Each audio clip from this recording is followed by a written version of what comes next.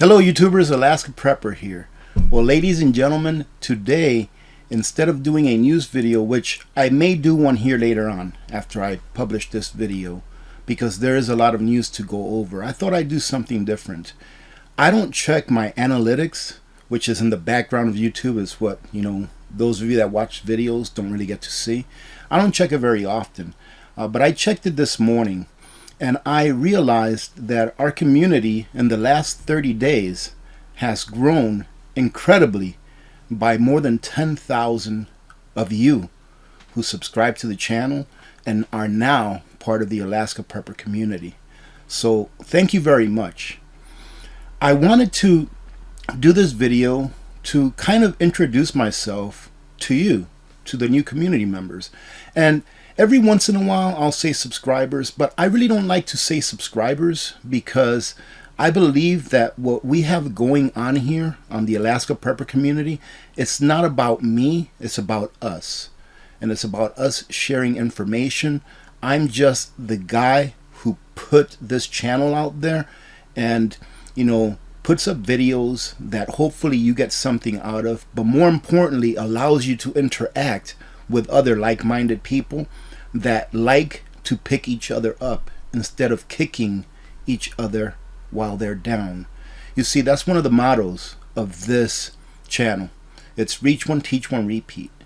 And reaching means getting someone that needs help, whether it be information or whether it be physical help. And then teaching them, not necessarily giving them a handout, but giving them a hand up. Teaching them so that they can be better off than they were before they joined our community and before they met everyone else that's a part of the Alaska Prepper community. All right, that's what it's about. And then, of course, repeating that cycle. The more people that do this, the better of a world that we will have to live in. So like I said previously, I want to thank everyone that's here. Not only the new subscribers, i.e. community members, but everyone that's been here, especially those of you that are OGs that have been here since the beginning. Surprisingly, I have quite a few OGs here with the Alaska Prepper community, and thank you, ladies and gentlemen, for being here with me through my good, my bad, through when I put out terrible videos. You still leave a comment down there and leave a like. So thank you for that. But as I was saying, I wanted to introduce myself to those of you that are new here. I want you to know who it is that you're dealing with here. That way you can feel more comfortable, especially when we have live streams. I would really like it if a lot more of you joined in our live streams, because man, I think that is really where the magic happens. That is where the interaction occurs live, right?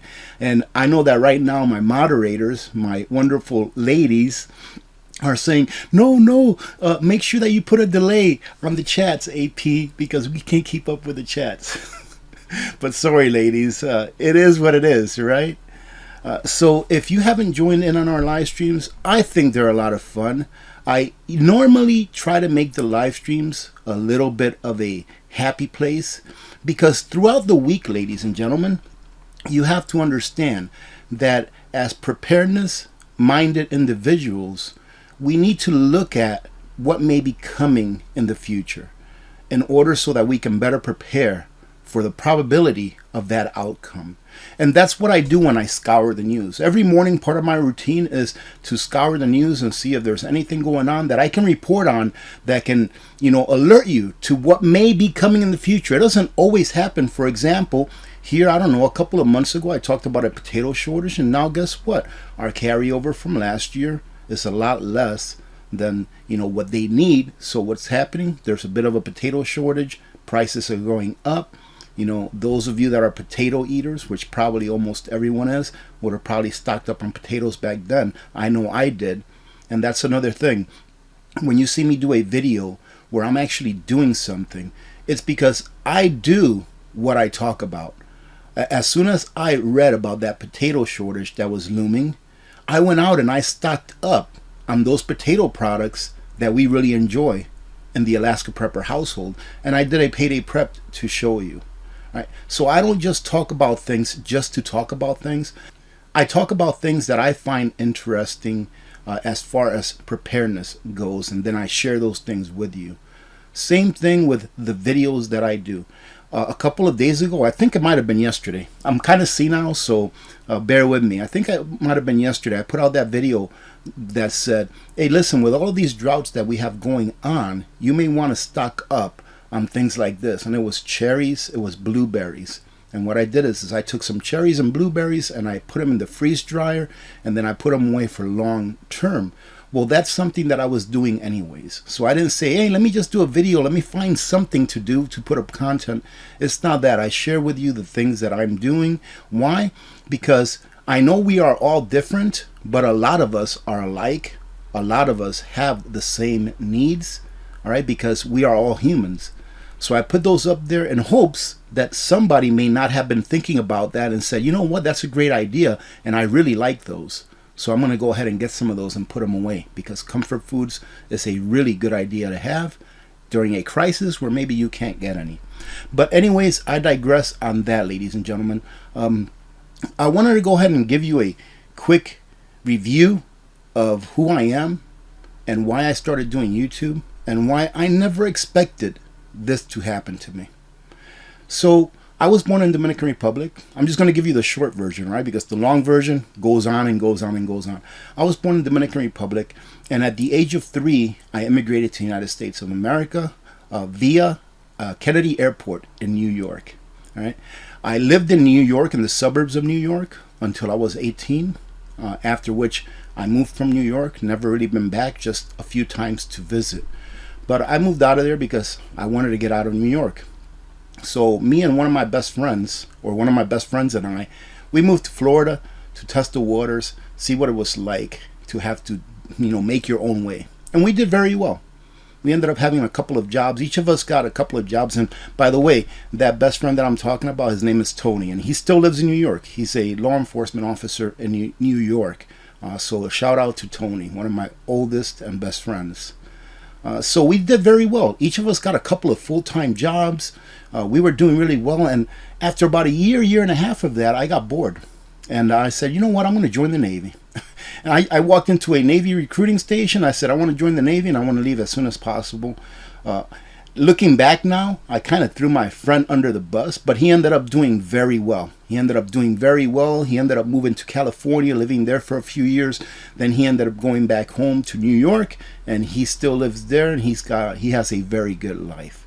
All right. So anyways, I joined the Navy. I left like a week after I went into the recruiting station. I joined the Navy, where I met Mrs. Alaska Prepper.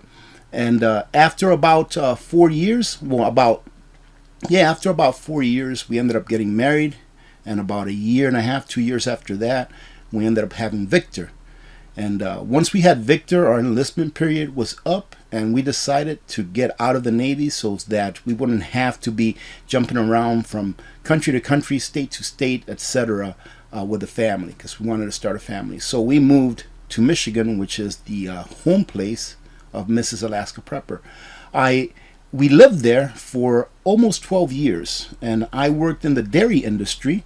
For those of you that live in Michigan, if you know Dean Foods is one of the biggest, if not the biggest, dairy industry here in the United States of America. But I worked for Dean Foods for about 11 years. The first year I worked for Yoplait Yogurt, because they have a big Yoplait Yogurt plant in Michigan. And they used to have a very big Dean Foods plant in Michigan as well, near where I lived. However, since they've gone out of business in that location, or they closed that location out. So I worked in Dean Foods for about 11 or so years or so. I worked myself up to middle management. So I was like a foreman, and I really, really did not like that job. The job paid very well. It paid the bills. We had the house, we had the new car every 2 or 3 days. I was still completely asleep as to what the world was really like.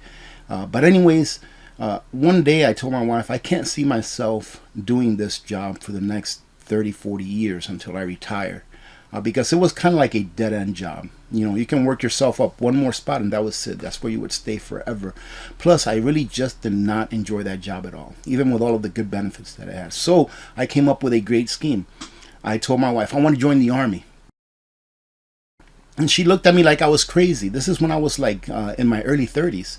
And she looked at me like I was crazy. I mean, I was a fat body back then when I told her I want to join the Army. And I said, I'm motivated enough to get in shape because I want to leave this job and I want to go do something that's purposeful. Like I said, I was still very asleep as to how the world works.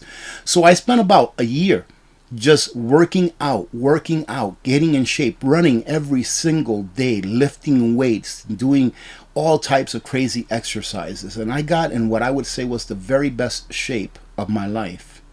And I joined the Army. And one of the things that I told my wife to try to convince her, because at first she was like, what, are you crazy? One of the things I did to try to convince her to come on board with me was I was like, hey, look, Victor is already so many years old. In about 5 or 6 years, I think he was like 13 or 14 at that time, something like that. I said in about 5 or 6 years or so, he'll be in college. We will be free to do whatever we want. We can travel anywhere we want to travel to in the world on the Army's dime. I said, and then I started saying the words, Italy, Hawaii, Spain, Japan. And she was like, okay. So I joined the Army. And at that point, little Miss Alaska Prepper was not in the picture. After Victor was born, my wife was told by the doctors, or we were told, that she was lucky that she had one child and that more than likely she'll never have any more children. So, we took it for what it was. It was a blessing that we had Victor at least, right? So about 2 weeks after I joined the Army, which was the time when in basic training they allow you to make a phone call home for like more than just 15 seconds to let your family know that you arrived there. They allowed you to make a phone call home to chat for a few minutes. And I call my wife, and my wife says, well, I have good news and bad news. And I said, well, what's that? And she said, well, what do you want to know first, the good news or the bad news? So I was like, well, let me know what the bad news is. And she said, well, the bad news is that you can't be here to celebrate. I'm like, what are you talking about? And she said, well, do you want to know what the good news is? And I said, yeah, absolutely, but I'm kind of confused. And she says, well, I'm pregnant. I'm 2 weeks pregnant. So, well, no, she was like a month pregnant at that time. So, no, ladies and gentlemen, little Miss Alaska Prepper is my daughter. I know a lot of you are going to be thinking that right there. Oh, how about that? She got pregnant right after you went to basic training. Oh, goodness. But anyways, so there goes the plan. I mean, I was so happy. I was so happy. I yelled, when we were in our bay, because at that time we had cell phones. So we were able to use our cell phones right there in the bay, in the barracks. And I yelled, I said, I'm going to be a dad. And everybody was happy for me, especially my close friends nearby. So there goes our plan. My plan, I told Mrs. Alaska Prepper, so let's, we'll join the Army and we'll go here and there and there and there. So little Miss Alaska Prepper was born, obviously, about 7 or 8 months later. And of course, it's a blessing. I love my children. I love them very much. Anyways, joined the Army. I did several tours to Afghanistan and Iraq. I won't really get into that too much. Kind of got hurt in Afghanistan, and I kind of still carry a lot of those internal and external scars with me. But anyways, long story short, ended up having a pretty successful Army career. I ended up retiring from the Army as a sergeant first class. Right? When I first joined the Army, I entered as a forward observer, which is, for those of you that don't know what a forward observer is, 13 Foxtrot. They also call them fisters. A forward observer is the guy that's embedded usually with an infantry platoon, and he's the guy that calls for fire, either from the howitzers, the big guns in the back and the rear, as we like to call them, or from rotary, or from fixed wing, and also on rare occasions from ships that fire their big guns, but that's very rare. So I was a forward observer for the first few years when I was in the Army, and like I said, some things happened where I got hurt, and I ended up switching my MOS over to finance, which was a blessing in itself.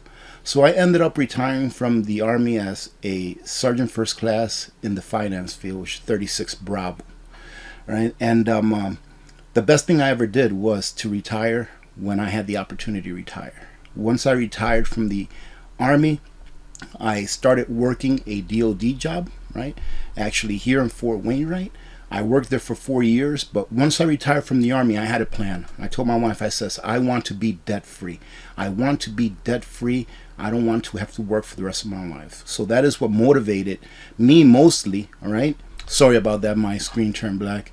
That is what motivated me mostly to say, what are we going to do? And then I had to bring my wife on board. So we ended up finding a piece of land, which is the land that we live in today. And we ended up clearing out what we needed to clear out. We built the house. And I always say my house may not be perfect, but it's paid off and it holds heat. You can flush the toilet and it's got electricity, right? So built the house out of pocket. I was broke for like the next 4 years. Well, not all out of pocket. I had about $20,000 or so dollars in credit card debt that I was using to pay, on the house on top of the out-of-pocket costs. So I told my wife, I says, I want to be out of debt. I don't want to owe a bank for the next 30 years, and that's what motivated us to build our house.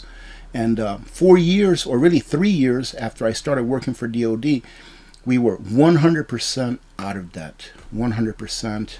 And then I stayed there working another year to build up a cushion.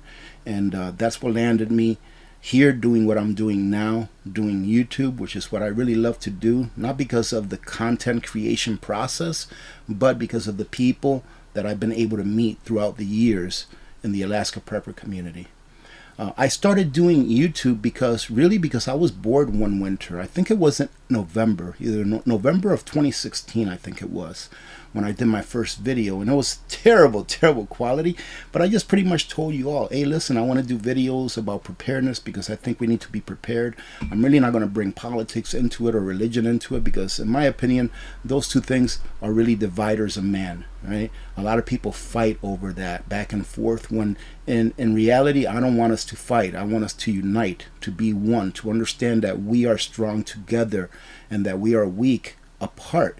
And when we're fighting with each other, we are weak. But when we're together, we are so strong. We hold all the power as a country or as a people. But anyways, I digress. So when I did that first video, I would have never imagined, never in my life would I imagine that, we would be sitting, I think it's 160 something, 166,000 community members here in the Alaska Prep community. Never would I have imagined that, ladies and gentlemen. I feel so very blessed. And not do I feel very blessed, but I know that I am very blessed. I was blessed before, but I'm even more blessed now. And I just want you to know that I truly do appreciate every single one of you. I appreciate you taking the time out of your day to click on my videos. I appreciate you when you leave criticism that's constructive. I really don't like the criticism where people just bitch about something and then that's it. But AAP, this is, I don't agree with this and this is how it should be. That's great when you provide a solution. I really appreciate those comments and emails. I received an email from a community member not too long ago about a video that I did a while back, and I still have to get to him. I actually asked for his phone number so we can talk. And man, it was perfect. Because not only did he criticize the video that I was doing, but he told me why. And he gave me examples, and he even sent me a link so that I can look it up. So I emailed him back and says, hey, listen, can I give you a call so we can talk about this? And if you're listening in right now, Ed, all right, I won't say anything else. Go ahead and expect a call from me here within the next couple of days, all right? Being that I receive so many emails and there's so many comments, it's almost impossible for me to reply to every one, either or, because it is just myself, okay? It is just myself. I don't have a production crew in the back or anything like that. That's why my videos are low quality, and they probably will always be low quality as far as the production value goes, right? You don't see any flashy things in the background. You don't see any flashy intros or anything like that. Kind of boring, just like I am. And that's another thing. Ladies and gentlemen, you have to understand that I will refuse to change for anyone. I'm not going to change for anyone. And I get so many comments and emails asking me. I got such a great email the other day. Man, such a good person, very polite, saying, I'm respectfully asking you why you overuse this phrase right here.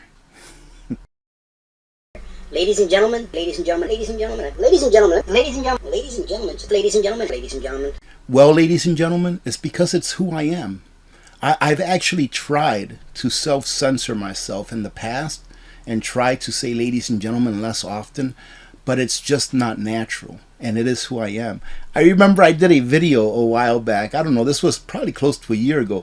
A person actually counted how many times I said ladies and gentlemen in one video, and he said, you said ladies and gentlemen 27 times in this video. I really enjoy your content, but do you think you can notch it down a little bit? I felt bad. I felt bad for that person. I really did, because I was like, oh my goodness, did I put you through 27 ladies and gentlemen? Oh my goodness, because sometimes I'll go and listen to a video that I just did, and I'm like, goodness gracious, how many times are you going to say ladies and gentlemen? But it's just who I am. I really can't change that, and I won't change that. And the minute that I try to change that, you will notice it right away, and you will see a change in how I produce videos, because it just won't be genuine, and I have to stay genuine, right? Another thing that I really enjoy to do on this platform is I really like to do reviews of things that I like, and most of the reviews that I do are solar generators, because I love solar generators, and we can't get them up here as easily as those of you in the lower 48. It's very difficult to get solar generators up here as far as being able to buy them and get them shipped up here. The companies that send them to me, they pay a lot of money to have them shipped up here because of the battery size and those and the type of batteries that they have. So I love reviewing those for a couple of reasons. One, because, excuse me, I get to keep them once I review them. And number two, about 90% of the time when I do reviews, you'll see that the company had agreed to give one away to one of the community members that watches the video, and then we do a giveaway contest. So I love to do those, because not only am I blessed by getting to keep the solar generator, but I work it to where instead of the company giving me money to review it, they go ahead and send an extra unit to someone else. And I think that's great, because a blessing is a blessing like that for someone, especially that probably couldn't afford it, or that maybe couldn't afford it. That's a big blessing, and I want to be able to share that with you all as well. It's not all about the money. I've been accused before of doing this just for the money, but ladies and gentlemen, about 2,000 videos in, when you average out what I've made per video for the last several years that I've been doing this, it's not very much. However, good news. The bigger a channel gets, usually the more revenue they make. And I love that. Why? Because I remember during some of my first videos saying, I think maybe when I reached a milestone of like 1,000 or something like that, saying, hey, imagine if one day I have like 100,000 subscribers and we can do really big giveaways and we can give, you know, to charity and stuff like that. And like I said, I never knew that this would happen. And sometimes I feel like I'm obligated to continue to do this now. Something that I never want to feel. And the only reason that I feel that way is not that I necessarily need the income from YouTube, but I do, because there's so many organizations and people that actually depend on that income. So thank you for supporting what I do. And thank you for allowing me to do the things that I do. So many times when I put up a charity video, like my favorite is going to the food bank. You all know that. I found a second favorite, which is to RCPC, which is a place that takes care of children while their parents have to be somewhere else. They take care of the children. That's my next favorite, right? But whenever I do those videos, a lot of people say, you should never show charity on YouTube because it takes away, you know, or whatever, right? But the reason I show it, ladies and gentlemen, is because how many people have forgotten to give? People have forgotten the art of giving in general. I don't mean you specifically watching this, in general. And the reason for that, in my opinion, is because government has gotten in the way of charity. They tax us so much so that they can take our money, so that they can put it where they want to put it, whether it be food programs or not. It takes that away from us. So now people in general, they're like, well, first of all, most of them can't afford to do charity. But those that can, a lot of them have an attitude that, well, the government taxes me 50+% every year. Let them do the charity. Let them take care of this. And that's been taken away from us. So I like to introduce those opportunities on YouTube to show you, hey, look, this is what your support is doing for this community. Your support was able to feed, I don't know how many kids this summer, because they're out of school. It's because of your support. All right? I wouldn't be able to do it without you. And that's why I show it. Because I want you to know that I care. I want you to know that it's important that we share this worldwide. That way other people, other creators can jump on the bandwagon and do the same thing and better their community, where they live, in addition to the community that they have on their platforms. That's why I do it, ladies and gentlemen, because we have to realize that giving is good, that giving is never a bad thing, and we have to learn to share that gift of giving. I wish that I could have 1 million subscribers, and I wish that I could be making $10 million a year on YouTube, because man, that would be so awesome. You know how many kids that would feed? You know how many organizations that would be able to help? I love to give to mainly 3 organizations every year. I've brought it down to like 3 that I'm going to be giving to every year. That's the food bank, of course, because everybody needs to eat. RCPC, which is the place that I just discovered not too long ago that takes care of children. And the other one is Grindstone Ministries. I'll do a donation every single year to Grindstone Ministries around Christmas time. And from now on, I may not even show that because people always come on and say that. But, you know, the charitable giving videos of food banks and stuff like that, I think it's very important that people realize that there's nothing wrong with giving. But that's the only reason why I would love to have, you know, 1 million subscribers and make $10 million on YouTube. I know that's never going to happen. Well, one day I may make $10 million on YouTube because inflation may get so high that we may be getting $10 million per video, right? Just like in Zimbabwe. But I digress. Things are just things.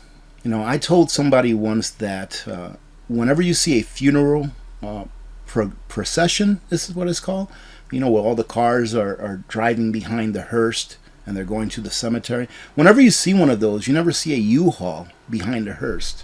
And that's because you can't take your things with you.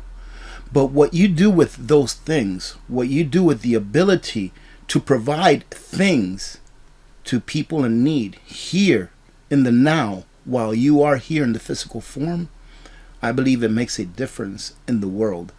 A person left a comment once saying, all of these giveaways that you do, AP, all of the charity that you've done, what good has it done to the world? What good has it done? Well, you have no idea. I mean, tell that to the kid who wasn't going to get a meal that night. Tell that to the person who's never ever won anything in their life and they won something. And I get those all the time. I've never won anything in my life. This is the first time I've won something. Just that little bit of joy and hope in their voice, or really in their statement, because I can't hear their voice, I can only read it. It resonates throughout. And that's important, because hope is very important. But hope without action, it's not going to get you anywhere. And that's why the message that I put out of preparedness, the information that I give you of what may be coming in the future, is why I feel it is so important, and why I thank you for allowing me to put this message out there. Because without you, I'd be talking to a brick wall, or I'd be talking to a camera with no one behind it, or with, really. That's another thing that I like to say is when I'm talking right here, I'm not talking to a camera. I'm not talking to you. I'm talking with you. I want you to be part of this community, and that is a two-way conversation. So, ladies and gentlemen, like I said, I was going to put a news video out instead of this, but I really started to think about this once I saw my stats, and I'm like, wow, in the last month, we've had over 10,600 subscribers that are now community members. And I want you all to know that I truly appreciate every one of you. And I want to thank you for allowing me to do those things that I can do. 90% of the things that I do, you'll never see. It's in the background. Those things that I share with you are the things that I feel that can be shared on YouTube and that will bring value to other people's lives in the form of saying, hey, look, you can do this. Even if it's just bringing 1 can of beans to the food bank, you're making a difference. Even if you can't do that because you can't afford it, even if you take that can of beans and put it in your pantry, that in itself will make a difference as well. Because the better stocked your pantry is, when a crisis arises, you are one less person or one less family having to go and ask for assistance, and allowing those that did not take the time to prepare for whatever reason to go and get the assistance that they need, because you were prepared. And that is what I hope that this channel resonates, is that we pick each other up, that we prepare, that we are charitable, not only with things, but with our time as well. Say thank you to that person in the drive-thru. Right? Say thank you to them and mean it, and that can make their day. So ladies and gentlemen, again, I can't say it enough. Thank you very much for everything. I'll say it 3 times. Thank you, thank you, thank you. And for those of you that are here, that are new within the last month or so, thank you so much for joining our community. I truly do appreciate every single one of you. And God bless you all. Remember to be good to each other, because when good people do good things happen. Remember to reach one, teach one, and repeat. Because when we do this, ladies and gentlemen, the world will be a better place. I know that we are in tough times. And these tough times, in my opinion, they will continue for a long time. But we have to stick in there. We have to continue to prepare. Sorry about that. My screen turns dark and then there's no lighting on me. We have to continue to prepare, and we have to continue to be the best people that we can be. Because after the crisis, after the event, whatever you want to call it, we need enough good people, enough patriots that love their country and love their fellow men to be able to strive so that we can build a better nation. God bless every one of you. I'm Alaska Prepper, and I am out.